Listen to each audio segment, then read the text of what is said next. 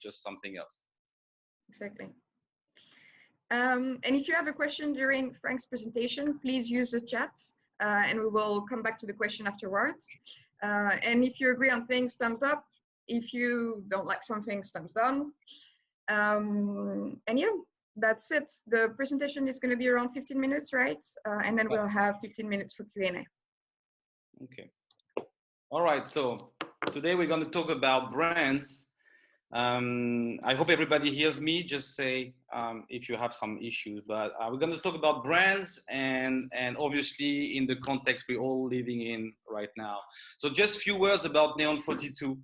Neon 42 is a global brand consultancy, so based in Amsterdam, but we are helping the brands to reshape or to reinvent themselves, to build a great ecosystem, to convert people into really hardcore fans that we call hardcore fans. All right. And well, the period is very tense, right? And it's difficult for the brands to really consider how to support people or how to understand what's going on right now. So we're going to go through a couple of tips. So the situation, everybody knows it. I'm not going to go into details. The coronavirus has shaken the foundations of our social and economic coexistence. Yeah, it's quite complicated right now to understand exactly what's going on.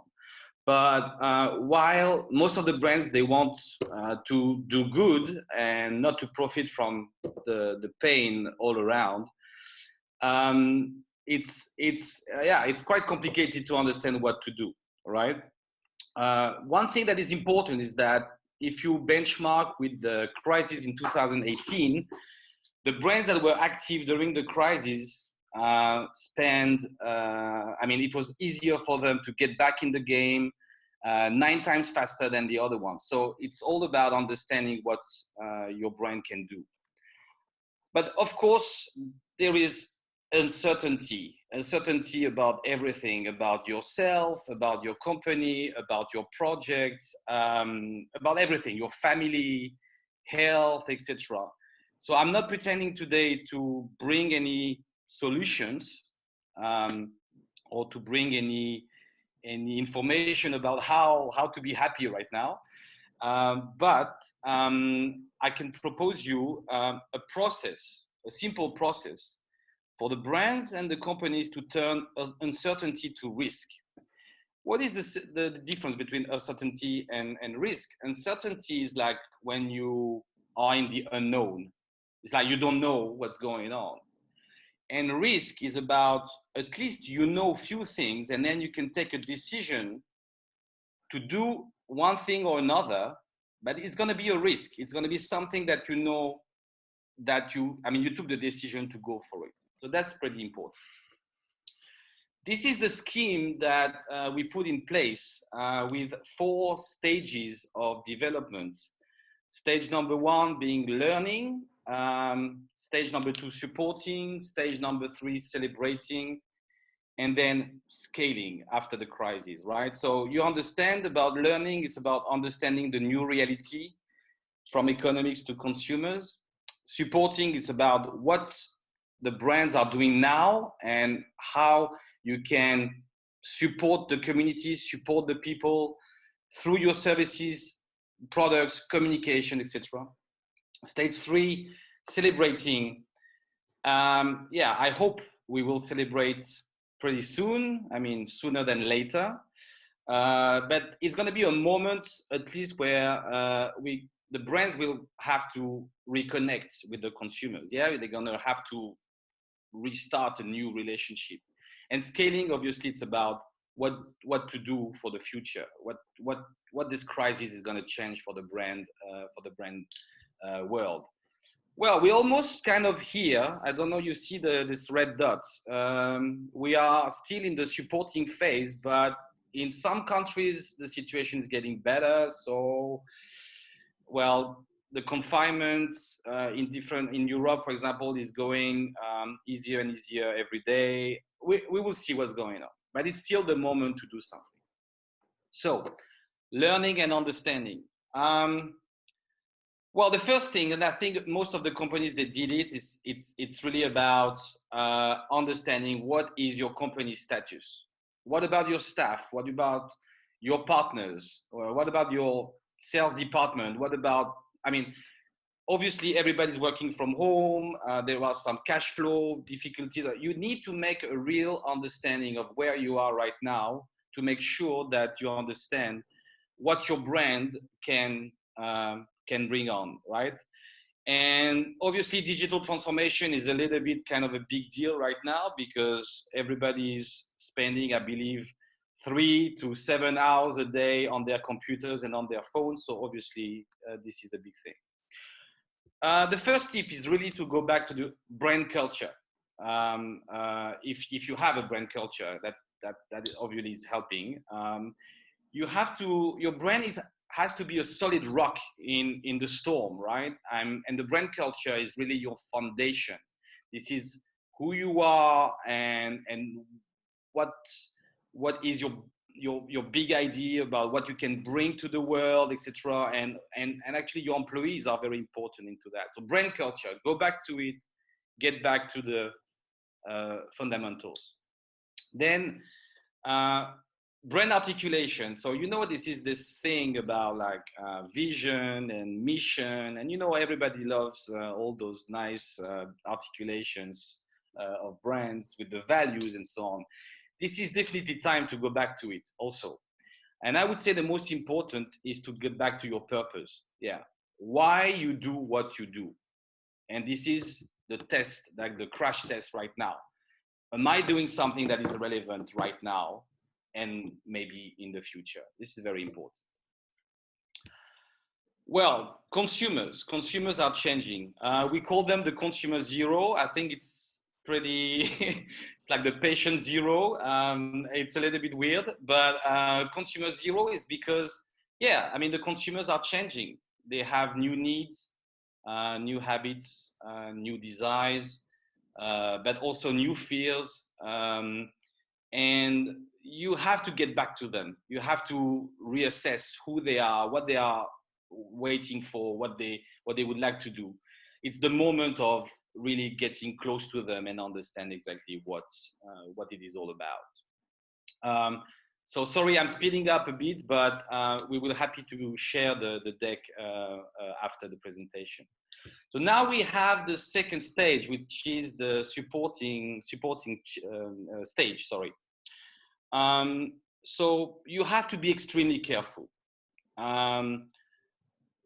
The creativity around your brand has never been so important than right now. You need to be empathic, you need to be subtle, you need to be conscious of the situation, and you have to really understand all the brand spectrum, the brand ecosystem around you, from internal culture, internal communication, to something that is also going to the consumers and the communities. Don't be afraid to kill a lot of ideas right now, because even if it sounds really cool, a lot of the ideas are falling flat because the people are reacting extremely tough right now, because it's difficult, right, for the people. So you can also decide not to do anything. This is a choice, but you have to measure the impact on your brand in the long term. So we've identified 7 different patterns. I'm going to go very quickly into them about brands communicating or creating activation. So the first one is about supporting the frontline. So it's about supporting the workers that are helping us every day, not only in the hospitals, but everywhere. And this is very important. The second one is about repurposing your production. I think one of the best examples was at the beginning of the crisis, LVMH in France changed their supply chain for fragrances, and they started to do hand sanitizer. So, for example, if you are in a business that is not at all about the crisis, about health, still you can try to find solution, right? And even beer brands are starting to do some sanitizer, which is quite nice. The third one is about aiding the vulnerable. yeah, we don't leave the crises all on the same level. Some people are quite privileged, depending on the countries, depending on the situation overall. Your brand can help the people that are the most in need. Because not everybody's got a garden, not everybody's got a balcony, not everybody has money, to deal with everything. So, for example, here we have a couple of examples of supermarket chains like Sainsbury's in UK, Iceland, Lidl, and Tesco. In fact, they are dedicating shopping hour for the elderly. So obviously, the older people are a little bit more in danger, I would say. Sorry for the dramatic notion, but so they keep some time for them to go to the supermarket without, with all the, social, physical distancing thing, etc., etc. So this is very important. Amplifying the World Health Organization advice. So here it's about reminding the people, and I think it was pretty well done all over, but also the brands were very, very interesting on the topic. For example, in China, Barbie from Mattel, Barbie, was explaining through WeChat and Weibo in China. They were explaining how to wash your hands, to put the mask, to stay at the social distancing, etc. So I think it was pretty cute for the children because it's very nice. The fifth one is, we are all mostly at home. Yeah, I mean, depending on the countries, we are at home not by choice at all. Yeah, so it's about helping the people to transfer some activities to home environments. And I think here there is a nice example of Burger King in France as well. Sorry, I'm a French dude. In France as well, where they did a couple of tweets and a couple of communications explaining how to make a great Whopper. During the restaurants were closed, but you could buy in the supermarkets all the ingredients to make a great Whopper. So they were kind of selecting for you. And it was very nice because they were even promoting some other brands, which is, it's not about your brand only, it's about also the community and how the other brands can help each other also to get through that. The sixth one is about maximizing moments of happiness. We have to support people's mental well-being. This is pretty tough. The pressure is on. It's pretty difficult. So unfortunately, I don't have time to show you the examples, but Jack Daniels did something very nice about, I'm sure you've done that, all of you, some, drinks on Zoom and on Skype and stuff like that. So yeah, this is pretty nice how we can give a bit of love, give a bit of support to the people that are maybe alone, maybe, a little bit weaker during this period. And there is another one, the last one. It's about creating new channel, some new entertainment. And this is something that was launched, I think, yesterday or the day before. Heinz created a puzzle with 570 pieces. But the great thing about it is that it's only, all the pieces are red color, like Heinz ketchup, red color. So you're gonna take at least 3 days to finish the puzzle, which is kind of nice right now because we don't have much to do, right? I mean, yes, we are busy. Some of us are really busy and they are struggling with the children and so on. But still, when you have a bit of a me moment, you can do the Heinz puzzle for a couple of hours, which is pretty funny. About celebrating, this is quite the starting point of the unknown situation. It's going to be the moments where obviously there will be a sort of we will be back to a sort of sense of normal. I don't want to talk about the second wave of the virus. I don't want to talk about that. But at some point we will feel that, okay, the worst is a kind of behind. There is a bit of relief with the consumers. And I think this is the moment where the brands will have to use all their full empathy and respect to reconnect with them. And when I'm saying that, it's not about immediately proposing some promotions and say, hey, our brand is doing that, like aggressively pushing something. But it's mostly about, hey, this is we are here, we were here, we are still here, and we want to make sure that everybody's all right, and we want to talk to the consumers in a more open-minded way. And I think this is what we call sometimes the new world. I don't know if it's going to happen, to be honest, but at least the brand should lead, should walk the talk and say, yes, this is how we're gonna do it now. About scaling, by the way, there is Michael Jordan on my slide right now. I really recommend you on Netflix, The Last Dance.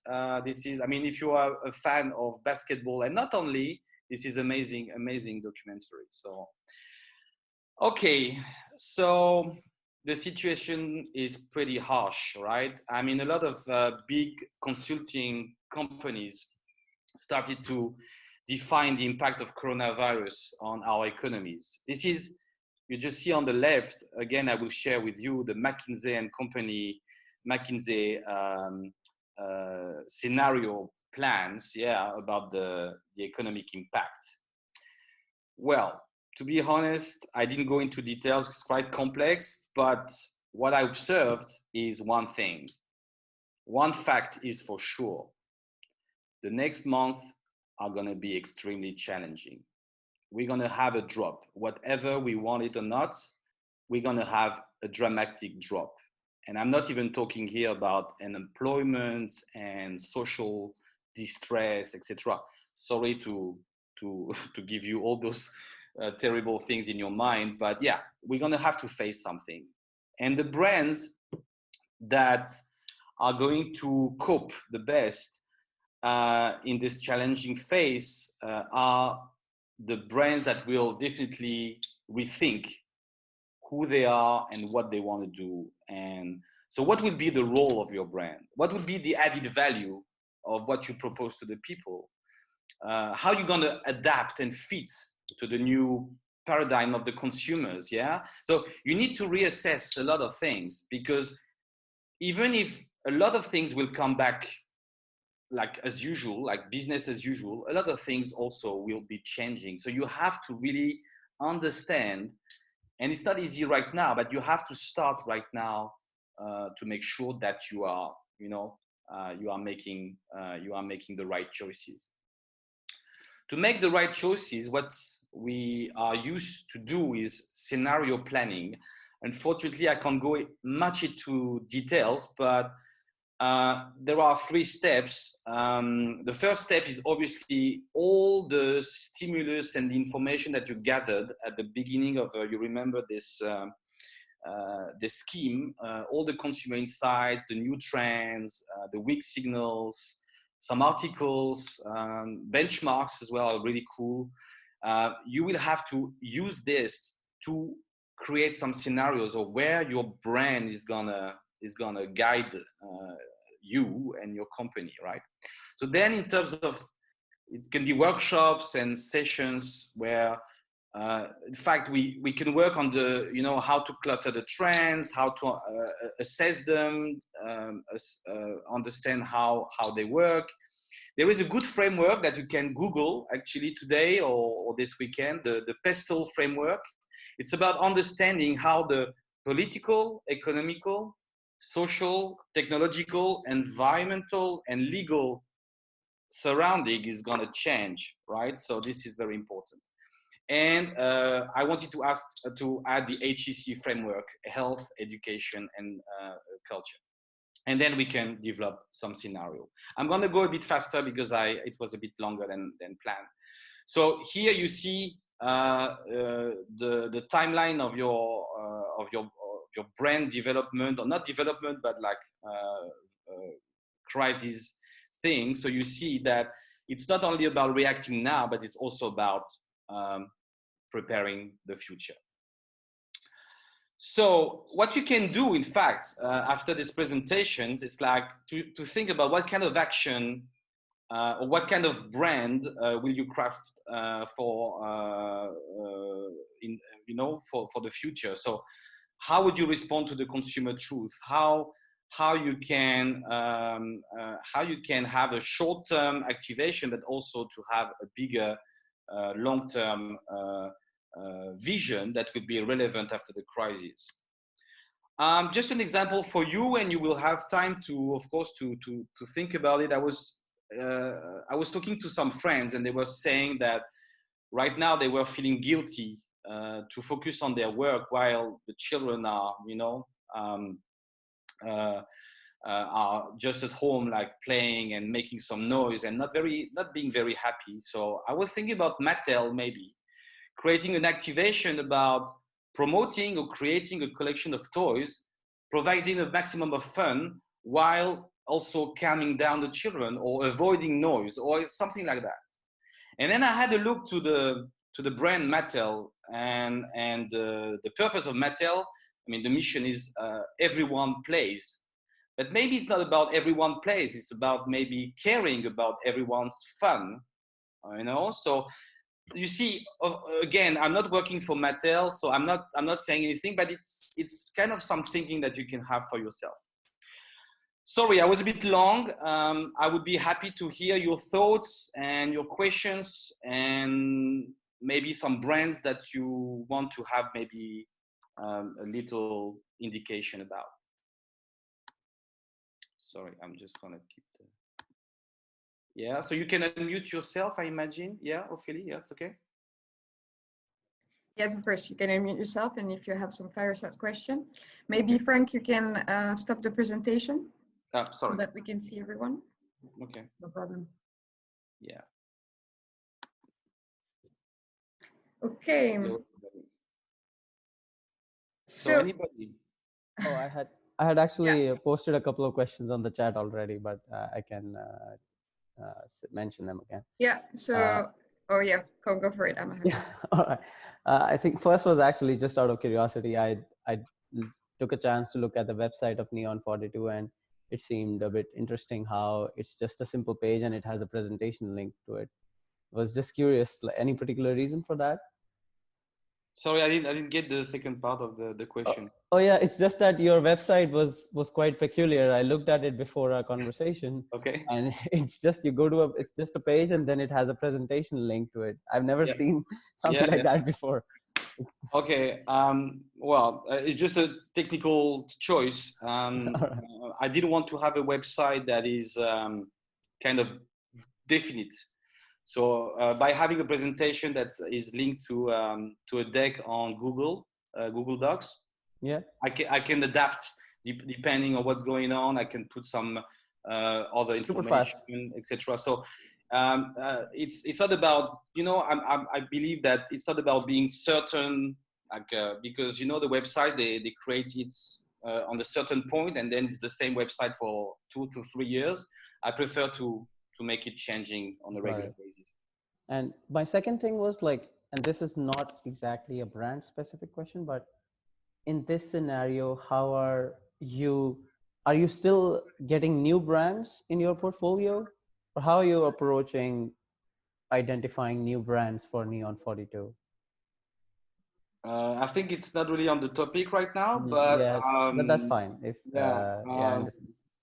I think it's not really on the topic of brands in coronavirus crisis about my how to create leads and referrals. But yeah, it's mostly like that. Yeah, people are talking. I will keep that for some other time. Then. Yeah, okay. No problem. Anybody else? Another question? It's did you see this compilation of ads that brands created reacting to the coronavirus, and then I think it kind of slides in all of these ads of different brands, and they all kind of say the same thing. I'm just wondering your thoughts on that and how you think and what brands can do that. I'm going to be very honest with you. It's very funny because it was supposed to be in the presentation about the importance to be yourself and not to be like everybody else. Yeah. Because of the time restriction, I couldn't really, because it's like a 4 Of course. minute video, so I couldn't put it. But if I mean, I will put it back to the deck, and people will see it when I will send it. So it's true that this is the typical example of the brands that they want to do good. It's great. They want to really cheer up the people. They want to make sure that people are getting, I mean, mental support and so on. But they forgot about who they are and why they exist. And this is the most important. I've got a client.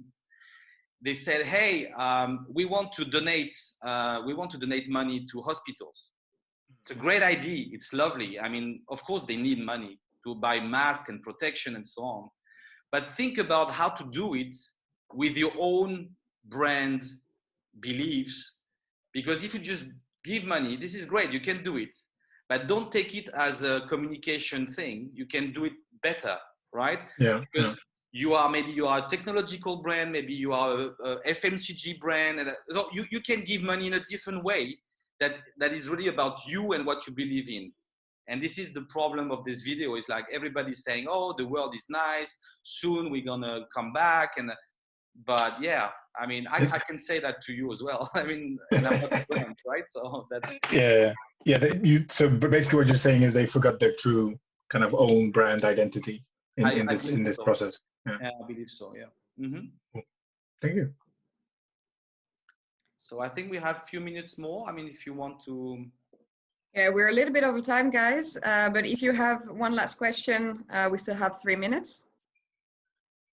So if any of you, Jane.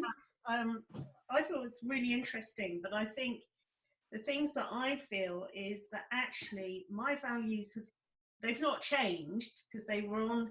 If we looked at it in all honesty, a lot of the things that were trending in the way we behave and in the way probably thinkers are, all of those things were happening. So this seems to have been like the biggest tipping point ever. And I think that a lot of the markets will have changed. You know, I don't think they'll change a lot. It depends how long this goes on for, as to how major the behavior in change is. I thought the Mattel thing was really interesting, but I wrote down, be human and play with them. You know, that way, sitting in front of your screen, creating work that you don't really need to do at this point in history, when you're at home with your children, who are probably the greatest teachers of what's coming next, is the most major missed opportunity there will ever be for any person involved in anything. And it was funny, the other day, a family walked by and the kids were so excited. And I said, what's going on? They said, we just dissected an adder. And the mum was going, the mum is a scientist. So she was like, this homeschooling, we didn't do spelling, we did dissecting an adder. And they'd all learned something. And I think we learn a lot from our children. My son is my best teacher. I know more about the culture because I ask him how it looks from a 25-year-old's perspective, because his perspective is so completely different to mine. My cultural experiences are so much, they've been, you know, they're deeper and longer, and we need to share. So I think you've got some great stuff there, but I think we've changed. I think the scalability thing is really interesting, but do we want to scale up or scale down and scale deeper and more local? Yeah. Do we want to invest? You know, what's happening here, the things that are working are where people are building local companies, where they're actually serving the local market, because people can't go very far. So now the local food deliverers are doing really well. And then things that are actually working on a bigger basis are things like some of the breweries, like there's a small brewery called Wadworth in Devizes have set up a page called The Henry, which is an online pub. And everyone is sharing on it's like going to the pub. People are sharing banter and jokes. And what they'll be doing is they're not actually even providing the content. They're providing the platform, and the people are rocking up and sharing it, and it's delivering on number 6 and number 7 of your presentation really well. So I think actually we need to kind of step away from what we've been doing quite dramatically, even the McKinsey things, you know. Actually, I'm really glad that all of those things show that we're going to tank. I come from a generation where everything was more expensive. You paid a bit more, you got it repaired. We have a program in the UK called the Repair Shop, which everybody loves because people take their old things and get them fixed. And a lot of the things that we talked about at Think, you know, it feels as if they're kind of coming true, albeit in a not a particularly nice way, but maybe this was the only way we would actually stop. And we do need to stop. And with some brands, the thing I would say is don't say anything at the moment. If you don't have anything to say nothing. Oh yeah, of course. Your brand, and then when you're ready, come back. But come back with a kind of, you know, one of the first things you said was about, you know, it was about that uncertainty. And I think a lot of us will want a story that we understand. A lot of brands will succeed on memory because we've been buying them for such a long time, like the Heinz thing, you know, that way. There are brands that were in our family's cupboards that we will instinctively go back to because we have a long-term relationship with them. No, it's definitely. Great. Thank you. Yeah, so, thank you. But yeah, it's definitely a moment of truth. Are we all the brands? I mean, if we claim that all the brands will change after, I think it's not going to happen this way. But at least the consumers will be a new form of